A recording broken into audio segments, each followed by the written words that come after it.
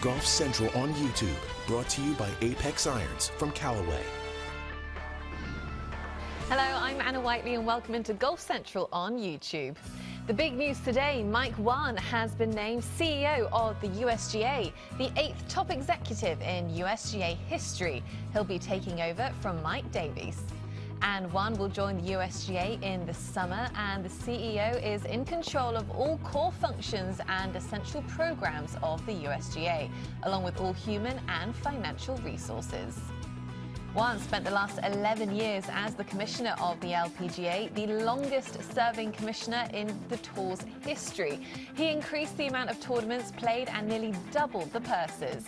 Mike Whan has had a very busy 24 hours, but he's still found time to join Damon Hack and Shane Bacon, along with USGA President Stu Francis on Golf Today. Mike, how did this opportunity come about?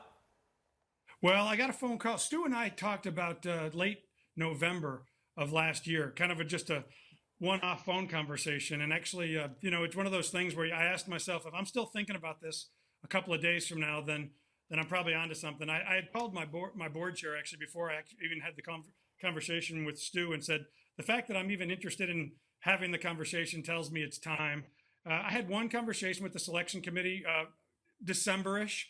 But at the time, when I announced that I was leaving the LPGA, I'd had a conversation with the selection committee. I'd had a conversation with some other opportunities too, but I certainly didn't feel like I was a candidate or deep on any process. And then things just really picked up in late January and early February, and we came to terms on this last week. Well, Mike, let's get right into it. The distance report, of course, continues to make headlines. What are your plans right out of the gate on how to handle distance in terms of the professional side? Well, I think, you know me, Shane. I mean, I wasn't blessed with a lot of patience, so I got to be careful with my desire to just want to get to the solution. I know I have a lot of listening and learning to do. I know as much about the distance project as I've read and that Mike Davis and others have given me, but I really haven't been deep into it. So I look forward to getting deep into it.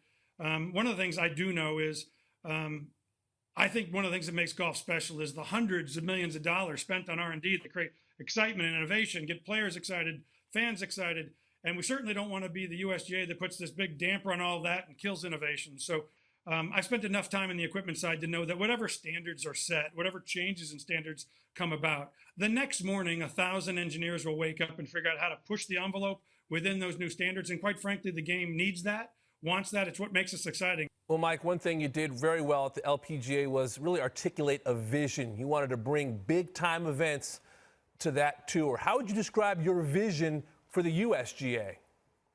It's funny, Damon, when I walked into the LPGA in 2010, I had these 10 points on a sheet. I've never shared those 10 points because 100 days in, I realized 5 of them were so wrong, they were actually embarrassing. But, you sort of walk in with a leader and you have all these ideas and here's what we're going to go do. I have 7 written down of things I think are going to be the important parts of Mike Whan's tenure. But I also know that 100 days in, I'll probably change 4 of the 7. But I would tell you that I believe that we will definitely reinvest and continue to invest in the best championships in the game, whether we're talking about juniors, amateur, pro level. I believe that I'm a guy that respects history, but not afraid to make a little history as well. So I think you got to respect and appreciate how you got here, but you can't be afraid to set a path that'll separate you going forward. I have this thing I always keep on my desk that says, "Go farther, not faster." There's an old proverb that says, if you want to go fast, go alone. If you want to go far, go together. My gut reaction, you guys know me, is to go fast, but I really want to go far. So to go far, I really have to be a leader in a huddle. I got to bring the industry together. I've said this many times. I'm not good at that many things, and you guys know that because you know me. But I'm pretty good at building strategic alliances. And if you look what's worked at the LPGA in my 11 years, almost every big accomplishment came because somebody else came to the party and helped us. PGA Tour TV rights, USGA on girls golf, PGA of America on the women's PGA championship, RNA getting involved with the women's British. These are big moments that happened because other people grabbed the rope with me and pulled over the finish line. Well, Mike, we know you have a great relationship with everybody at the LPGA Tour, but there is a perception going around that some of the top-ranked PGA Tour players' relationship with the USGA could use some mending. What is something you'd want to work on to get everybody on the same page in terms of the PGA Tour? Well, I would just say when we're talking about something like championships, they're the customer. I believe in a two-word philosophy called role reversal, which is when we're thinking about these big important things. Think about who the customer is and live in their world for a while. And that's kind of what I lived with at the LPGA. I used to say to our team, why would we work this hard if the players won't be proud of the output? So listen, I don't know that everybody's going to love every day and every shot they hit at a US Open. But I want to make sure that they appreciate the fact that when they walked onto that stage, it's one of the greatest stages in golf, an opportunity for them to showcase their talent. I know, because I've been around this for 11 years, I know how hard it is to make it to this level. It's unbelievable, the commitment. I talk all the time to 24-year-old women that have so much more perseverance and talent and self-discipline than I do now, certainly not when I was 24. So it's hard not to walk away and say, I'm going to give them the best stage I can possibly give them. And I don't feel that's any different when I'm talking about a male, female, amateur, junior. To me, at least as a kid growing up around this game, cutting greens, changing pins, caddying, or working at equipment companies, I view USA Championships as the best in the game. And to the course, this week's Genesis Invitational has 8 of the world's top 10 players in the field. Just outside the top 10 is the 12th ranked player in the world, Brooks Koepka. Koepka coming off a win in Scottsdale 2 weeks ago when he came back from 5 strokes down on Sunday. And he's looking to continue his momentum at Riviera. It's as fast and firm as I've ever seen this place. It'll be interesting to see what happens. I think the scores will be a little bit higher, just because you see a couple balls on the greens releasing a little bit more than they have in maybe previous years. And I'll tell you what, the greens are flying. So it'll be interesting to see, especially if the wind picks up, what they'll do, whether they'll slow the greens down a little bit, maybe not cut them, just roll them. But yeah, it'll be interesting to see how the week plays out.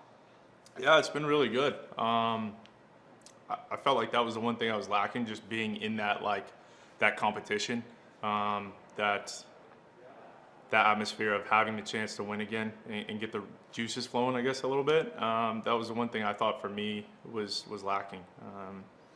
You know, I felt like I was playing good. The scores weren't coming, but at the same time, you just got to stay patient. And it's nice to finally build off that. I mean, even if I didn't win, I would have left Scottsdale feeling good. So I'm happy with where my game's at, and I'm excited for this stretch of golf coming up. It'd be probably the most I've ever played, all the way up till about May.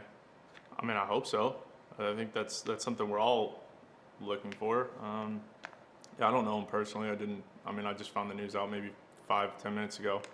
But yeah, hopefully everything he's going to do is you know, it'll be good for the USGA, good for the, I guess, US Open, good for all the events that they run.